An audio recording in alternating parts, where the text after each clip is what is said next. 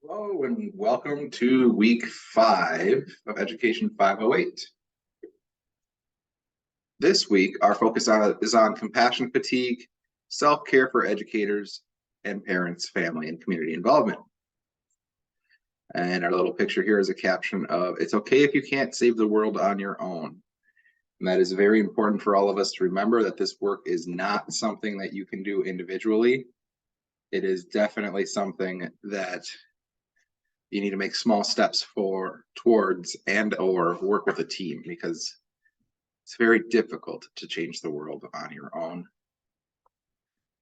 It's a lot easier when you're working with a team. A couple quotes here from Atlas of the Heart. "Compassion is fueled by understanding and accepting that we're all made of strength and struggle.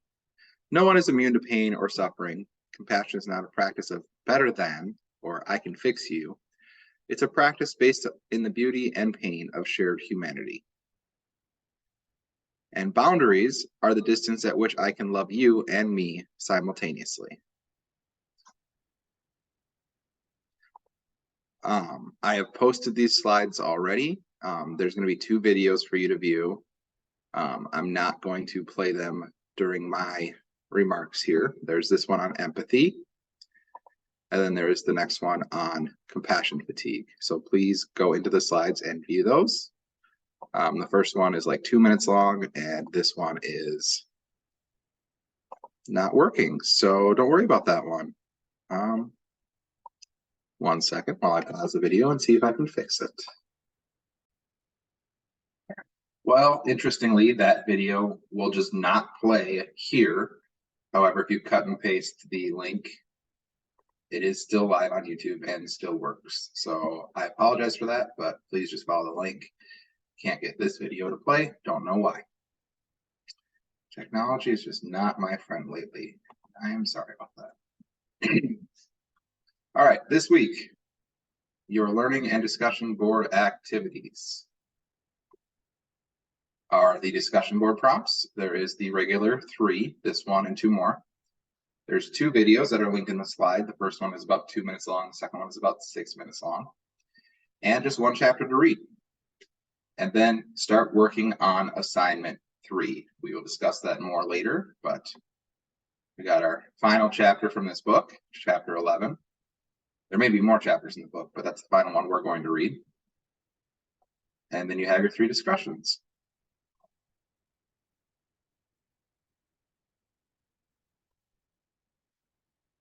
Thoughts from our check-in. Citing an edited book. That is a general rule. It's not specific to the text for this class. There are several other courses where the textbook is an edited book with chapters that change authors almost every single chapter. It's a lot of saying chapter, I'm sorry. So just be aware and kind of watch for that. One of you asked about Power Grid. It is a board game. So if you just search Power Grid, it's by Rio Janeiro Games, I believe. It might be Rio de Janeiro Games. But it's about building a power supply company.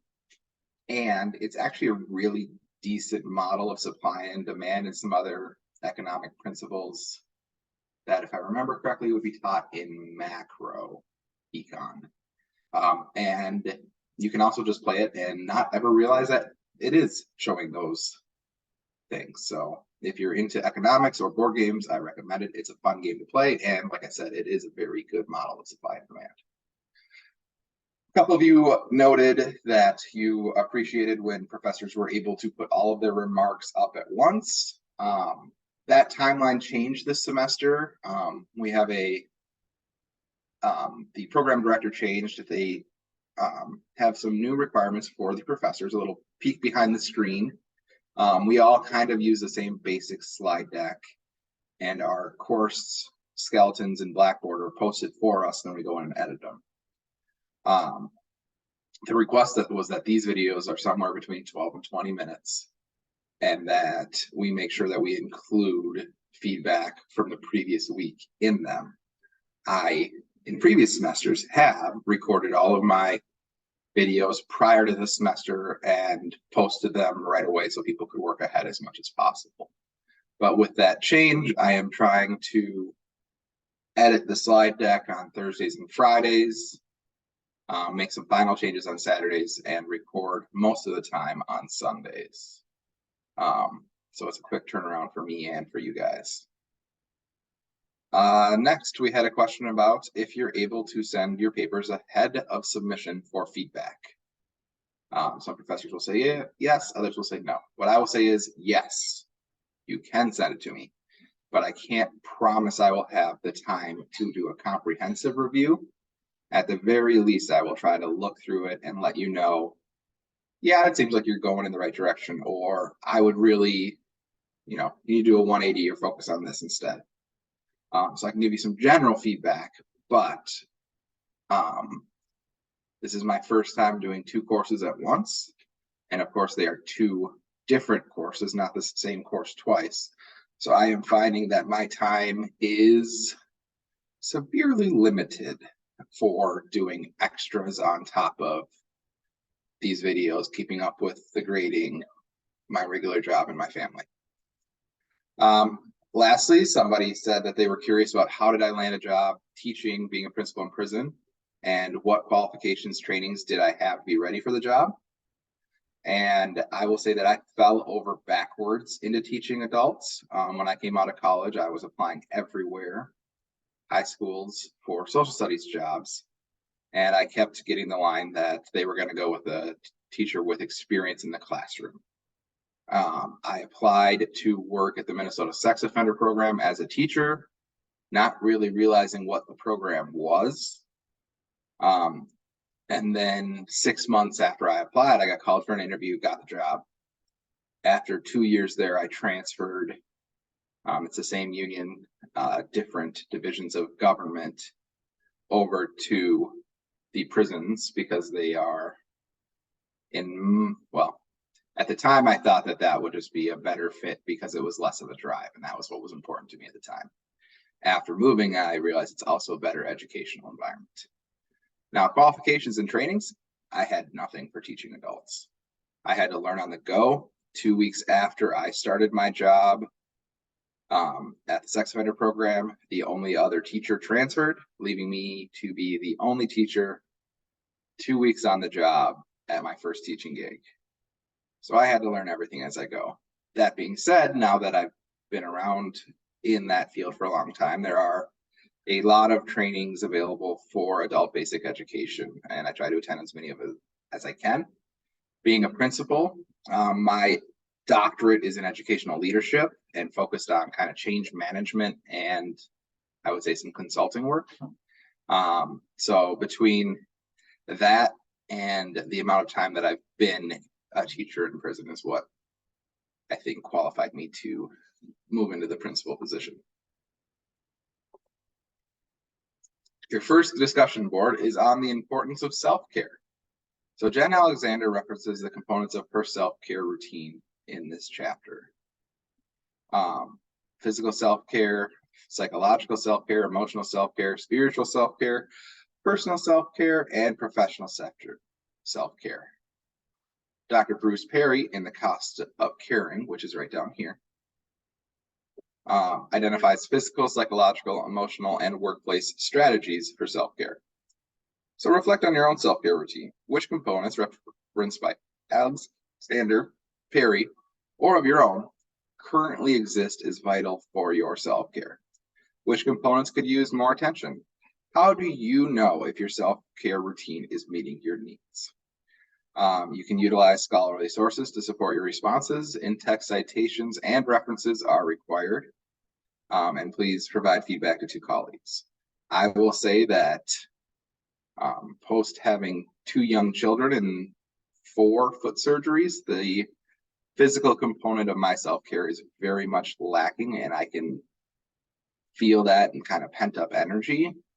But personal / emotional, my self-care routine is playing board games and other games with my friends. And I find that that is something that, rather than feeling tired after playing a game with my friends, I usually feel more energized and since we play at nights, I have to like take time after playing before I can go to bed because I find them so energizing, and I always am happier after them. If they get canceled, I'm just very sad for a couple of days.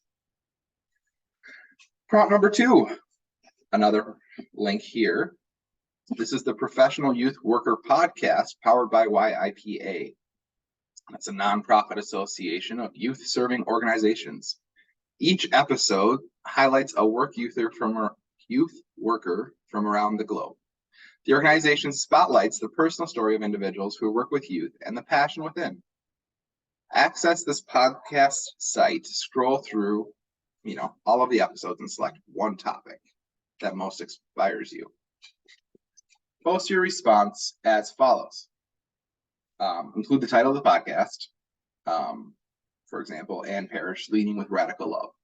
In 1 or 2 paragraphs, summarize the key learning points from the podcast. And then note how this information can be applied to leading in trauma-informed schools.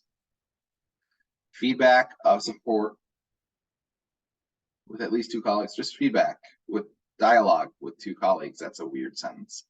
So dialogue with 2 peers. And reminder, in-text citations are required.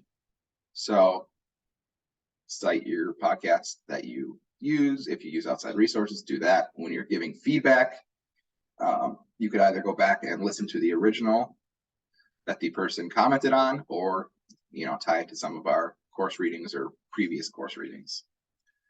Now, the big one for today is going to be assignment 3. This is due on the 6th day of week 6. I'm going to double check that because I don't want to give you the wrong. Why is it week 5? No, it's week 6. It's October 14th.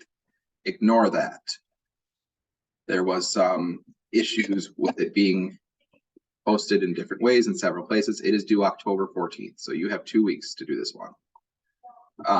It'll be a quick turnaround to do your assignment 4, but assignment 3 you still have time. This one is to create a visual model representing a trauma-sensitive and resiliency-enhancing school, or if you're not in a school, you can use your organization.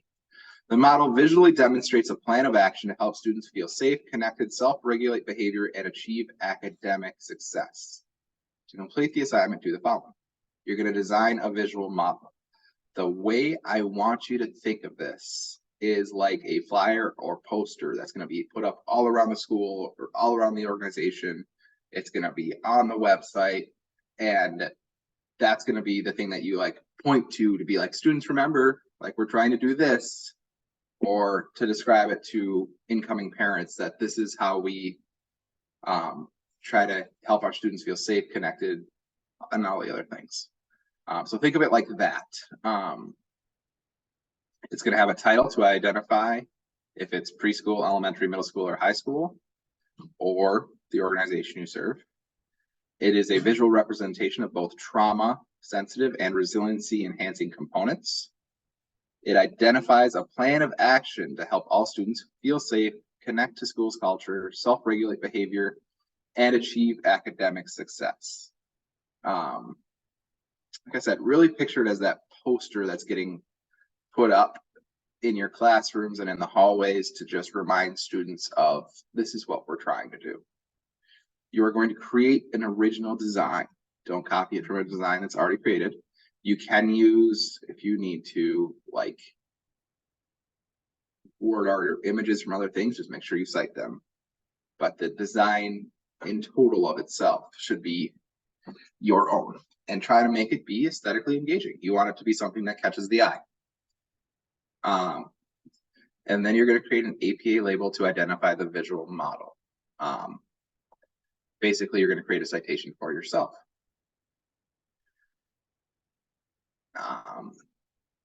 Then you're going to write a paper about it, where we're going to have headings, in-text, citations, and reference page as normal. 3 to 4 pages of writing in total. That includes your model, so your model will probably take up at least half a page, if not a full page. That explains your visual model in the written word, headings, and reference page. Or, if you don't want to write a paper about this, you still need to create a visual model, but you could do a presentation about it. PowerPoint, YouTube, Prezi, Zoom, whatever you want there. but you need to have the same content that's discussed here. So you're still gonna need to do all of these things. You can just do it verbally instead of writing a paper about it. If you do that, APA formatting is limited, but you're still expected to post an introduction page before it, have the purpose stated, and then have an APA reference slide page, something at the end. If you do a presentation, it should be between 8 and 10 minutes in length. Try not to go too far on either end, shorter or longer. And note the cover page and reference page, you don't have to sit and read through them. Just post them, leave them up there for a couple seconds, and I will pause on that page and review them. My question for you guys this week is, what is one thing that you see differently since you began this program? I will say the one thing that stands out to me the most in my setting is that I definitely look for the history of a student who is acting up more than I did previously. Because I deal with adults, a lot of times the default is they're making the choice not to behave. But a lot of the men that I work with are still acting like they did in high school. So it's still that same trauma that is leading those actions. Looking ahead, your writing assignment for stakeholder engagement. My child is trying to get in here right now. Stakeholder engagement in trauma-informed schools will be due at midnight on Saturday of week 7. You want to say hi to everybody? Yeah. This is Mira. Say hi. Hi. Okay, can you go back up to Mama? Yes, please. Please go and review this assignment because it is kind of the biggest one that we're going to do, and it is a short turnaround. That'll be due Saturday of week 7, and this is the one that I can't give an extension on because grades are due shortly after that paper. Week 8, there's really nothing due, or very minimal things due. This is the big one. Otherwise, have a great week, and I hope you all continue to do great work. I am hoping to have your second assignments graded by the middle of the week, but I have some pretty busy days here with travel for work, so it might be later in the week, and I apologize if it is, but I will do my best to get those done as soon as possible.